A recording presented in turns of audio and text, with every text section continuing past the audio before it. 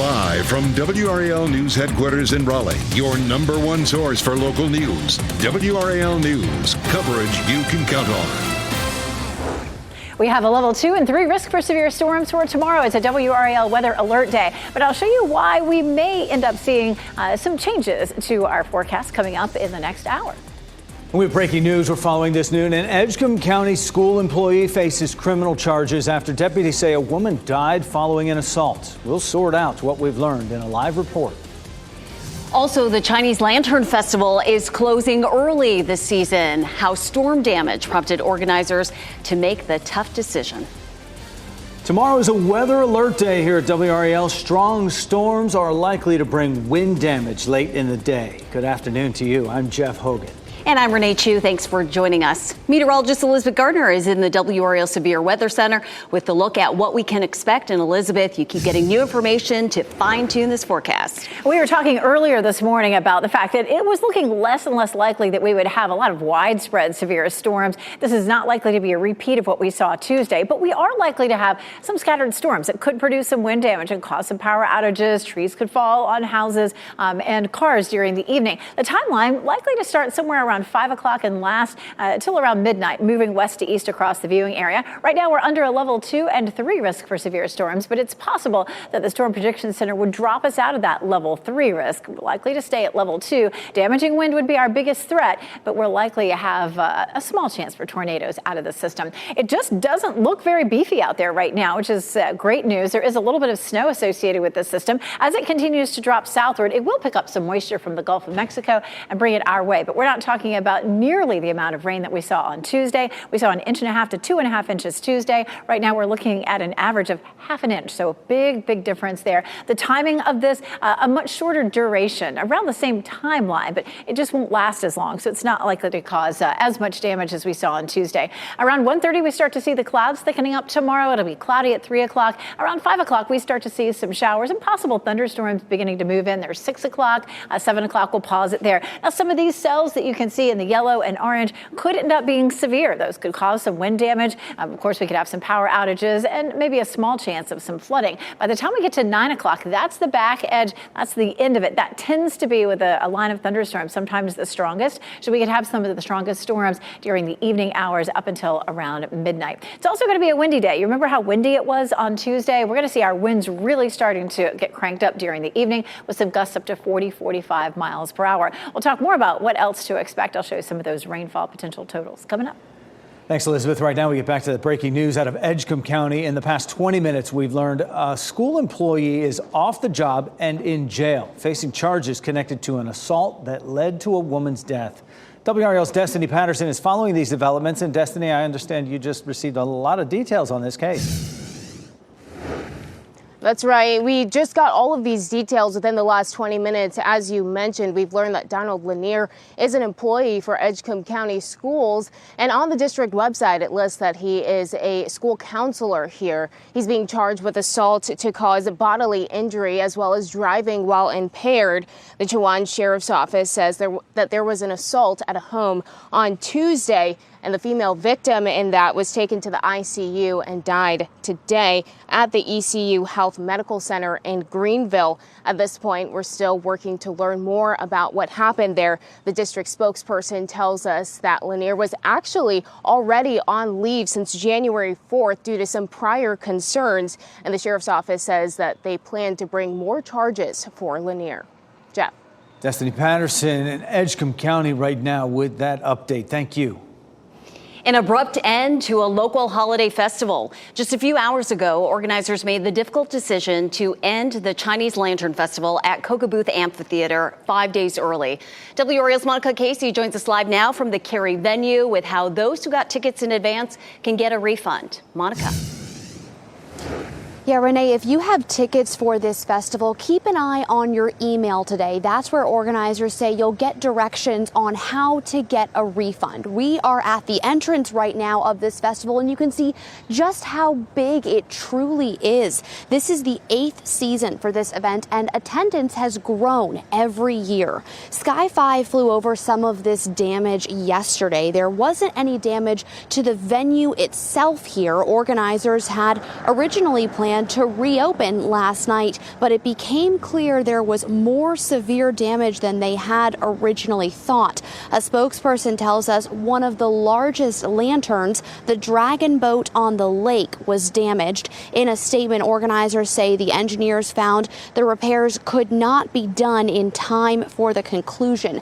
This festival was originally scheduled to end this Sunday. It will return on November 22nd of this year with all new lanterns. Renee? Tough way to end an impressive run, but nice to hear that it will be back again later this year. Monica Casey, thank you. So that festival centerpiece that Monica mentioned, the Dragon boat, this is what it looked like at night. My family and I had a chance to see the larger-than-life displays last November. Now, in previous years, organizers had to cancel on certain days because of bitter cold or severe weather, but never because of significant damage to the lanterns. And there's more rough weather to come tomorrow.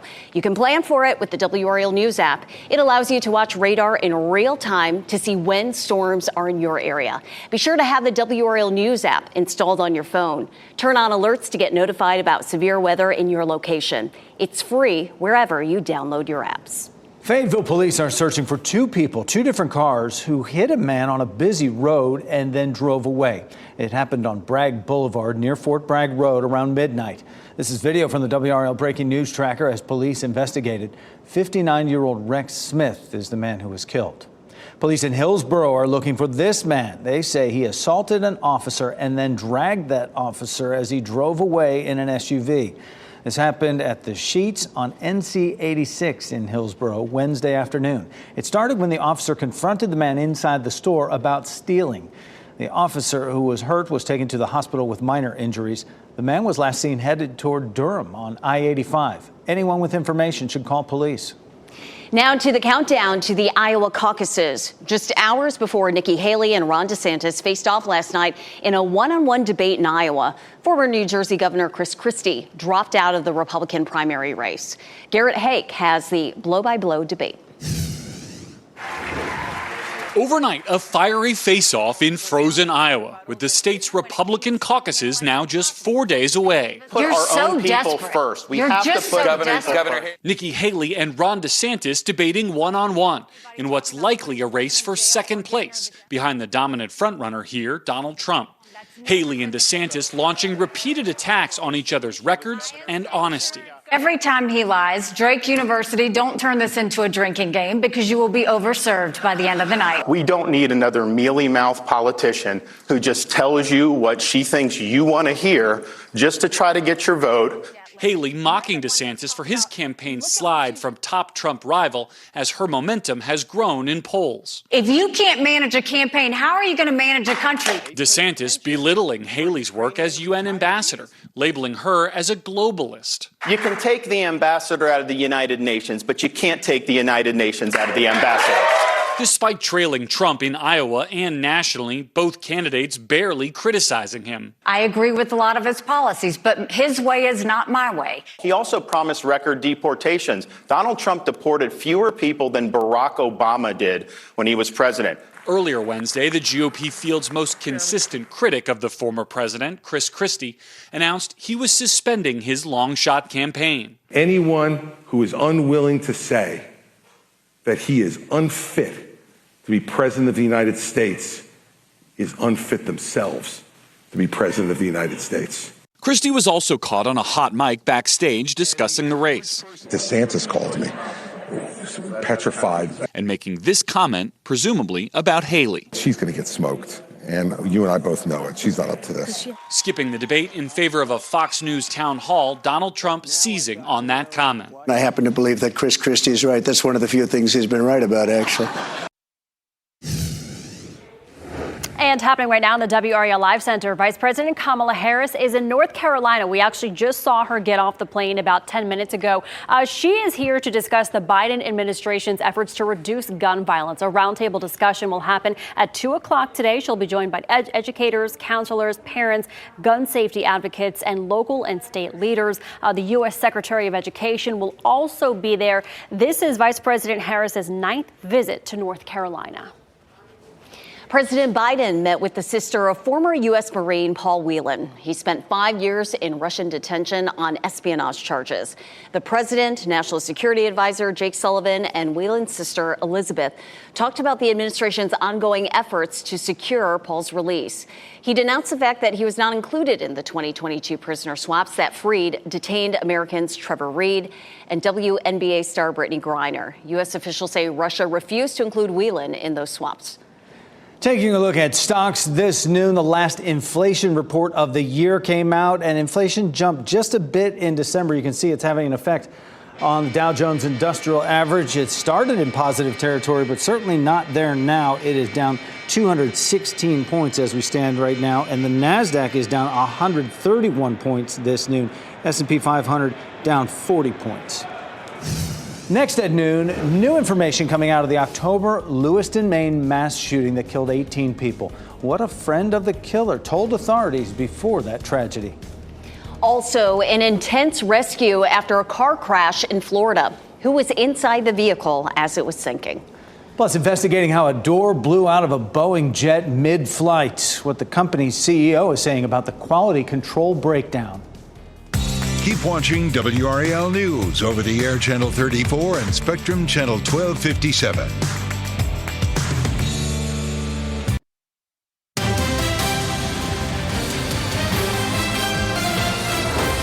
October 25th marked the worst mass shooting in the state of Maine.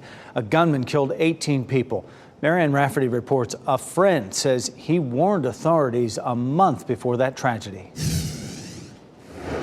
We're learning new information surrounding the worst mass shooting in Maine's history. To Sean Hodgson, Robert Card was his best friend of 17 years. But over time, Hodgson says Card struggled with worsening bouts of anger and paranoia and feared what his fellow Army reservist might be capable of under those circumstances. He was deteriorating in his mental health, and he refused to get help. In a series of texts to an Army supervisor back in September, Hodgson wrote in part, quote, "Change the passcode to the unit gate and be armed if SFC Card does arrive. Please, I believe he's messed up in the head. I believe he's going to snap and do a mass shooting." I was actually praying and hoping to God my text would not come true.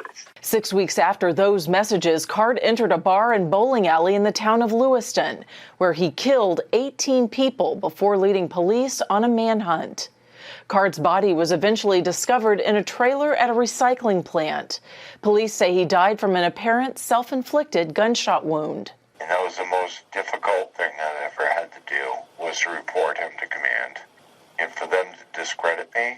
Hodgson believes his warning should have been taken more seriously. An independent review done for law enforcement called Hodgson an alarmist.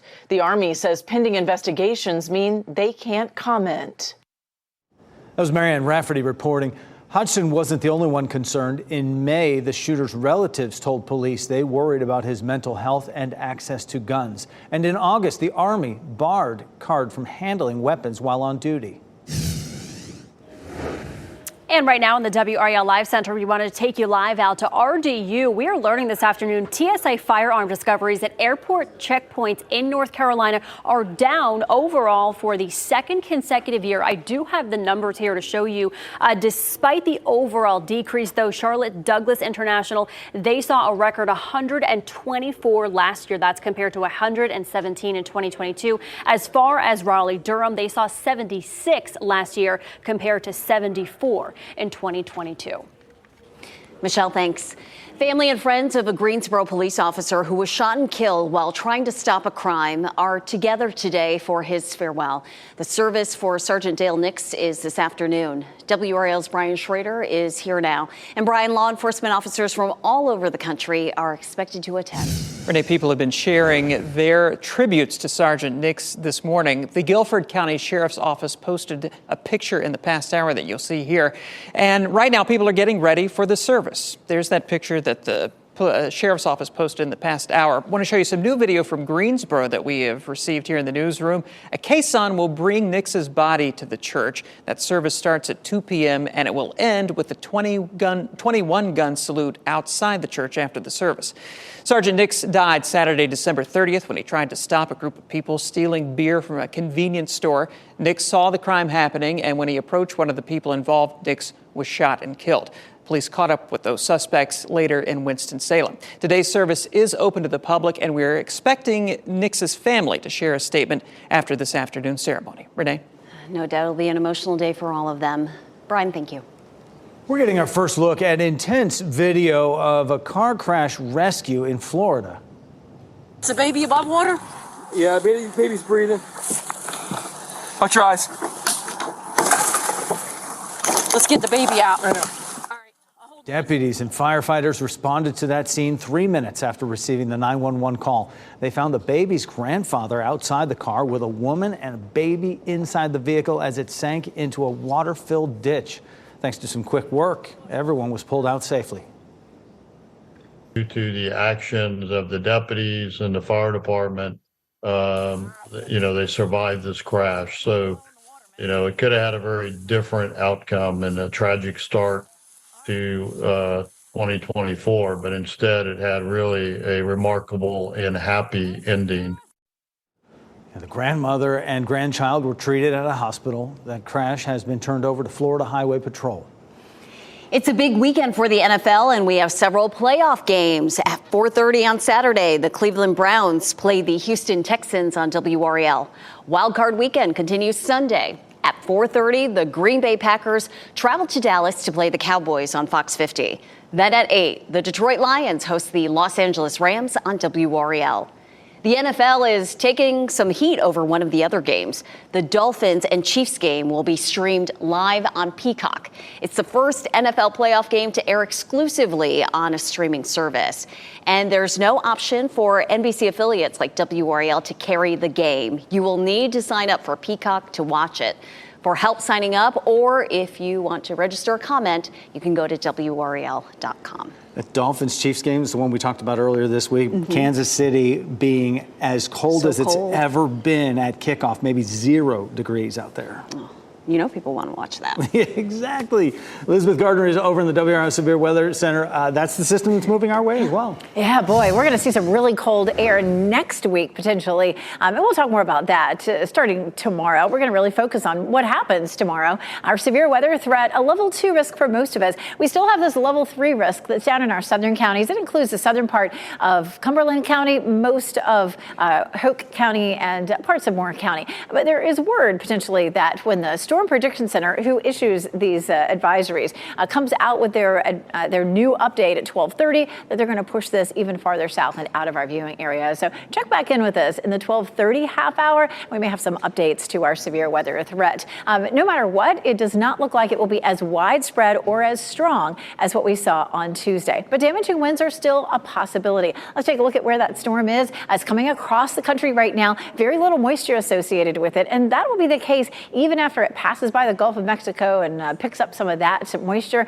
We're still looking at an average of about ½ an inch with this system. It's likely to be clear for tomorrow morning. Shouldn't have to worry about anything during the morning commute. We don't really cloud up until around lunchtime. And then it's not likely until, say, around 5 or 6 o'clock that we start to see some of the rain. And we'll have a window here of opportunity where severe storms are certainly a good possibility. Mostly straight line winds. Straight line winds can do as much damage as a weak tornado. So we can once again have some trees that fall, potentially onto houses or cars or power lines that cause some problems for us during the evening. Here's 7 o'clock, and you can see a few of those cells developing. There's a greater chance as we get into the later evening that we would have cells that could produce damage. At 9 o'clock, we're seeing a broken line moving into our western counties. At 10 o'clock, it's moving through our central counties. And by 11 o'clock into midnight, it's moving on out. That line on the models anyway doesn't look anything like what we saw on Tuesday, where we had a double line coming through that was much wider, much more intense, a lot more rain and energy along with it. So certainly will have the potential for some scattered to isolated severe storms,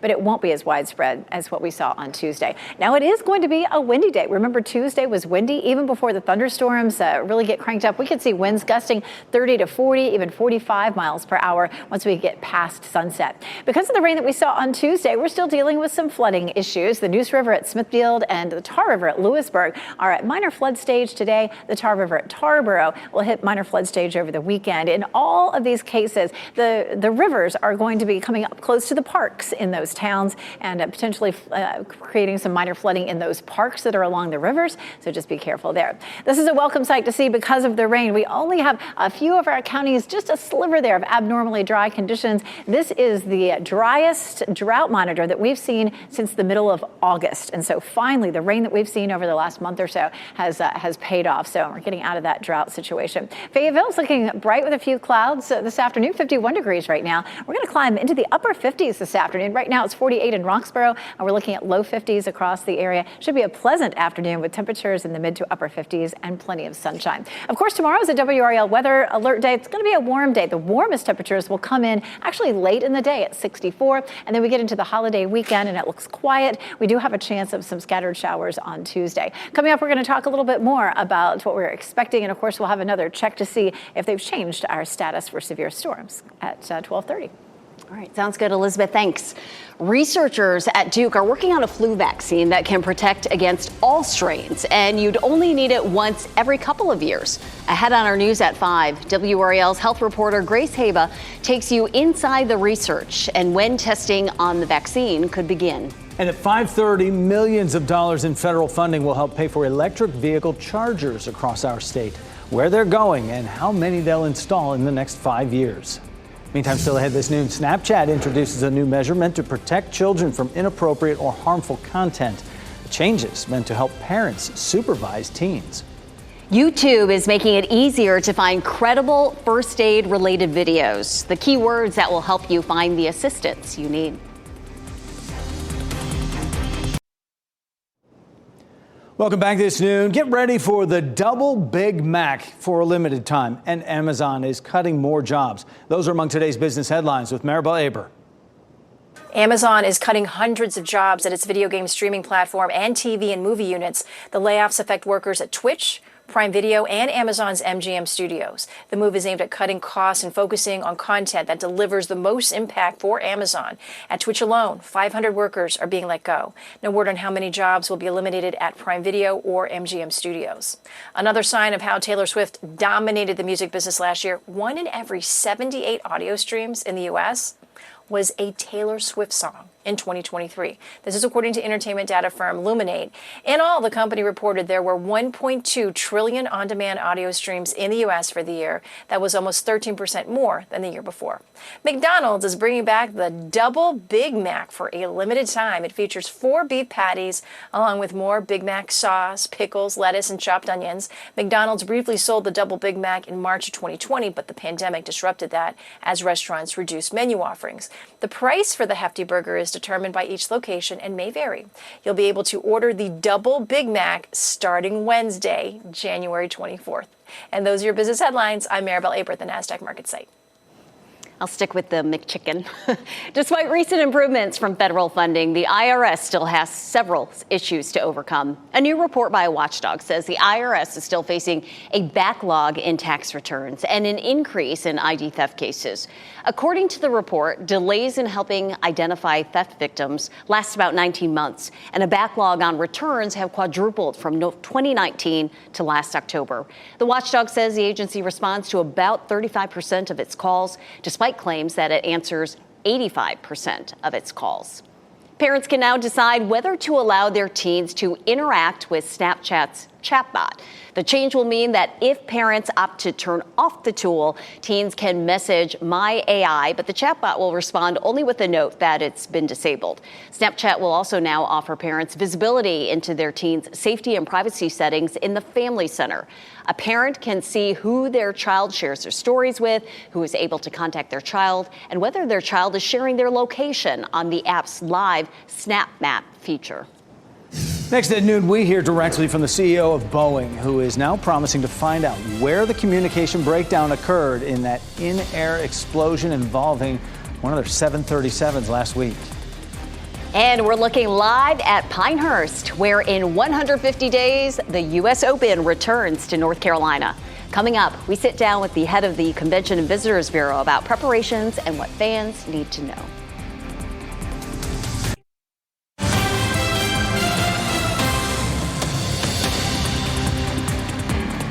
Happening right now in the WRAL Live Center. Following some news out of Long Island this afternoon, a bomb squad was called to the home of the judge that is presiding over former President Donald Trump's civil fraud case. Police were called to the man's home on Long Island, Judge Arthur Engoron. It is unclear if he was home at the time, but the threat came hours before closing arguments in the trial were scheduled to begin. Closing arguments did proceed, but this all comes yesterday. There was a tense email exchange between Judge Engoron and Trump's attorney over whether he should speak at the closing arguments. Judge Engoron rejected that request.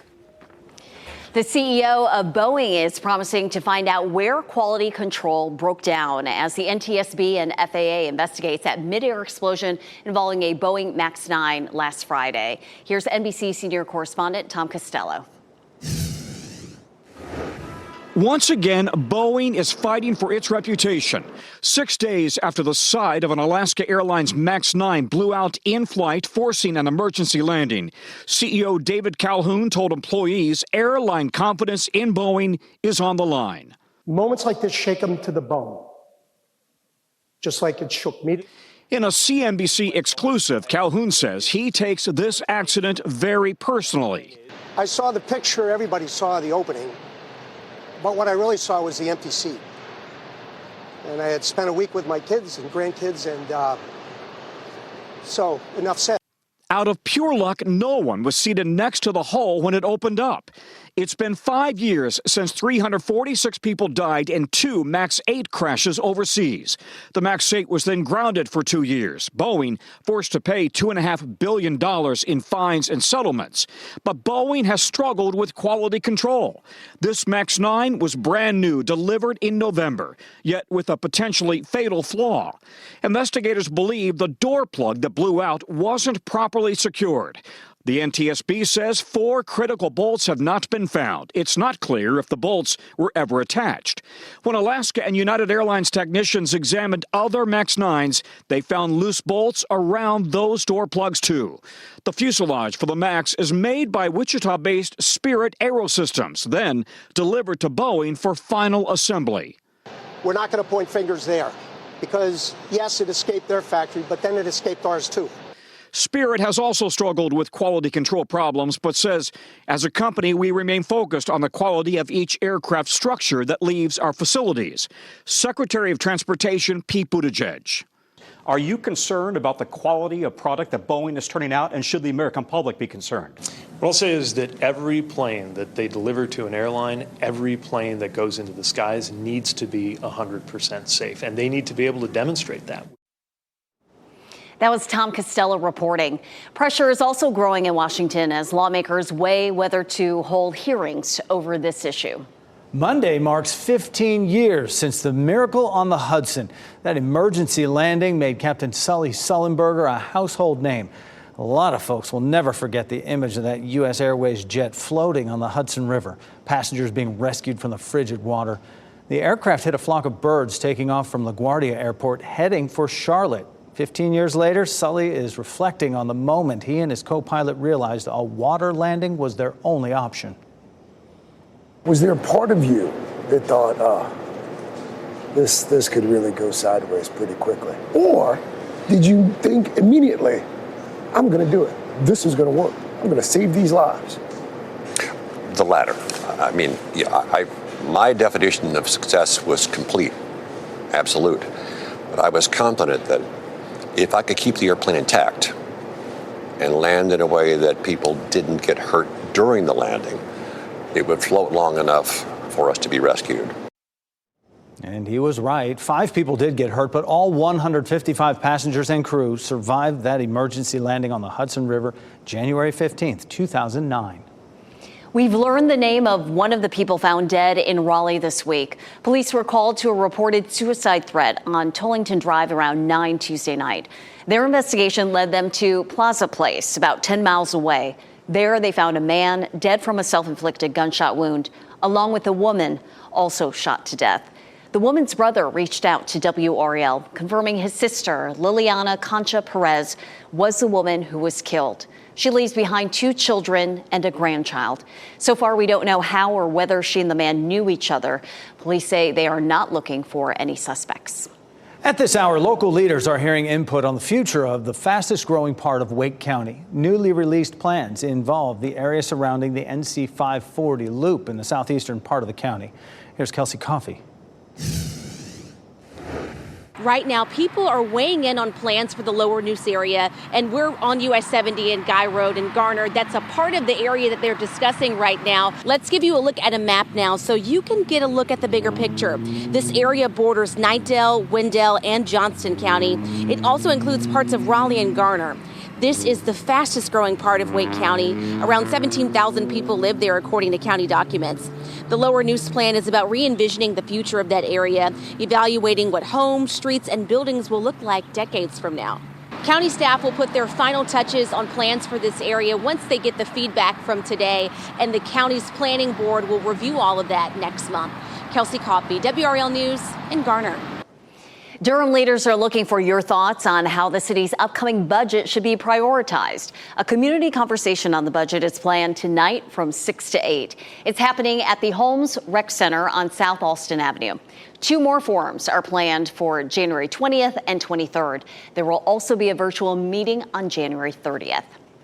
Today is Human Trafficking Awareness Day. State government buildings will be lit up in blue and state employees are wearing blue. Human Trafficking Awareness Day falls on January 11th each year.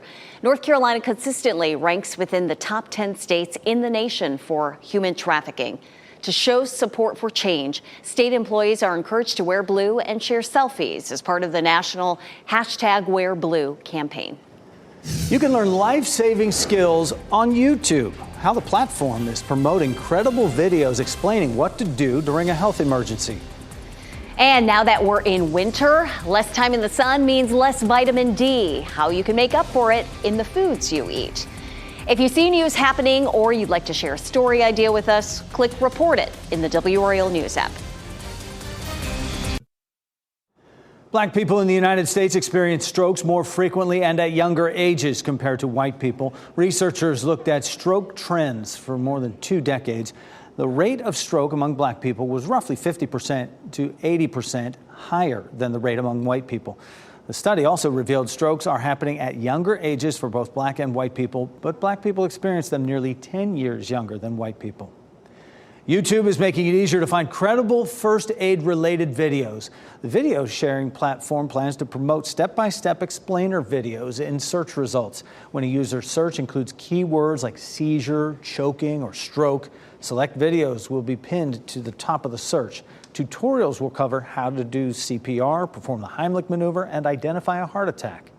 Getting vitamin D during the winter time might be tough for some, but health experts say others might just have a deficiency. Less exposure to the sun can lead to a lack of vitamin D, but foods like salmon and mushrooms are full of the vitamin and could help balance the lack of sunlight. Lack of the vitamin could lead to bone issues and memory damage. Babies and people over the age of 65 are more at risk for the deficiency. Americans experienced more struggles getting to sleep last year. A recent survey found that 37% of Americans slept somewhat or way worse in 2023 compared to earlier years. The findings come as data from Google Trends reveals that searches for the word sleep reached a record number high last year.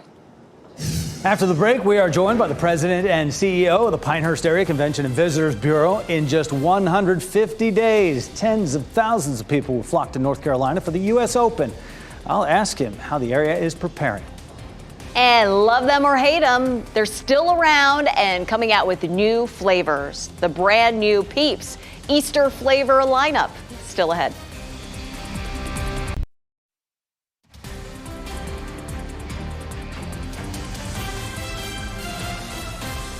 Welcome back this noon. This is a live look. Pinehurst Resort and Country Club right now as you watch WRAL News, available on YouTube TV and the WRAL app on your TV or streaming device. And we show you this beautiful shot many, many times, very often. But today there's a special reason. And if you like countdowns, we are cheersing the 150 days until the U.S. Open begins in Pinehurst, and preparations are only going to move faster now. So joining us as we ramp up, Phil Wurz, President, CEO of the Pinehurst Southern Pines Aberdeen Area Convention and Visitors Bureau. Phil, thanks so much for joining us. What should people know at this point from the CVB perspective before they get down there? Well, first of all, thanks, Jeff. And you said it, 150 days. And as we like to say here in Pinehurst, it's a beautiful day in Pinehurst. It's only going to get better the next 150 days. Things are starting to happen already. We're seeing a net going up on Maniac Hill, the driving range. There'll be more infrastructure over the next 150 days. But I think what we want to get across to people right now is tickets will sell out. So go to usga.org, buy your tickets, and then you want to find your accommodations because they are already limited. We have a special landing page for people so they can check out not only accommodations in Moore County, which are limited, not just hotels, but short-term rentals are being rented as well in preparation for this huge global event where we expect 250,000 people here for the entire week. So you want to go to homeofgolf.com/US Open 2024, and you can find out a lot more information about the event and accommodations, not only here, but out of market. Yeah, I'm seeing that whole list there of out of market. Folks are going to We wrap things up with a look at a few of the headlines we're following for you today. Breaking news out of Edgecombe County. In the last hour, we have learned a school employee is off the job and in jail, facing charges connected to an assault that led to a woman's death. Donald Lanier is listed as a school counselor on the district website. The sheriff's office says they're expecting more charges for Lanier. Fayetteville police are searching for two people who hit a man on a busy road and drove away. It happened on Bragg Boulevard near Fort Bragg Road around midnight. This is video from the WRAL Breaking News tracker as police investigated. 59-year-old Rex Smith was killed by a car. We are working to learn any additional information about suspects connected to this case. Just a few hours ago, organizers made the decision to end the Chinese Lantern Festival at Kokobuth Amphitheater 5 days early due to damage from the recent storm. If you have tickets for this festival in the coming days, keep an eye on your email today. That's where event organizers say you'll receive instructions on how to get a refund. Love them or hate them, Peeps are back this Easter, and this year you'll have 4 new flavors to choose from. The candy brand announced its Easter 2024 lineup, which includes Rice Krispies Treats, icy blue raspberry flavored, sour strawberry flavor, and Peeps Delight S'mores graham cracker flavored marshmallow chicks dripped in milk chocolate. That one. Today we're featuring a pair of marvelous kitties in our Pet of the Day segment. Iron Man and Falcon, 9-year-old best friends looking for a home together. These two boys are extremely bonded to one another. They're likely brothers who have lived together all their lives. They're so close that if they get separated, they cry out for each other. Both have medical conditions fairly common to cats. These can be transmitted to other cats, though, so they'd be best suited as the only cats in their new home. For more information about adoption, please stop by Per Cup or visit spcawake.org. If your team didn't make the playoffs, you may want to root for the Baltimore Ravens or Philadelphia Eagles to win it all. Popeyes is giving away free wings if an NFL team with a winged mascot wins the Super Bowl. It's also tossing the Buffalo Bills into the mix because of the Buffalo Wings connection. If those teams win, customers can get a free 6-piece order of wings with any online or in-app purchase. They'll only be available for 2 days after the game on February 13th. NBC News Daily is next on WRAL, your next local news update in 30 minutes. Good day. Keep watching WRAL News over the air Channel 34 and Spectrum Channel 1257.